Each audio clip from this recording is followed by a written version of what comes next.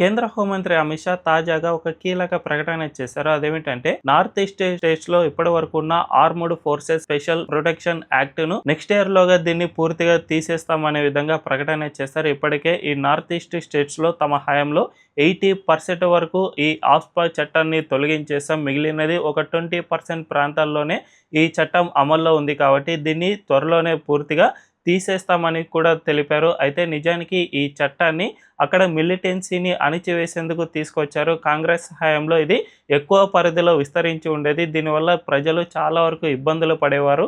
ఈ మిలిటెన్సీని ఏరివేత పేరుతో ఆర్మ్డ్ ఫోర్సెస్ ఇళ్లలో ప్రత్యేకంగా సోదాలు జరిపించడం, ఎవరిని పడితే వారిని కాల్చి చంపివేయడంతో పాటు వీళ్ళకు ఉన్నటువంటి అరెస్ట్ చేసే అధికారాలు సైతం ఉన్నాయి. దీనివల్ల ప్రజలు ఇబ్బందులు పడుతూ ఉన్నారు అని గతంలో చాలా వరకు ఉద్యమాలు జరిగాయి. అలాంటి దాన్ని ఇప్పుడు పూర్తిగా మిలిటెన్సీ అనేది తొలగించేశారు కాబట్టి అక్కడ చాలా వరకు ఈ వేర్పాటువాదం ఇవన్నీ సమసిపోయాయి. అక్కడక్కడ కొన్ని ప్రాంతాల్లో ఉన్నాయే తప్ప ఏదైతే మణిపూర్లో మిలిటెన్సీ ఇలాంటివి మాత్రమే ఉన్నాయి.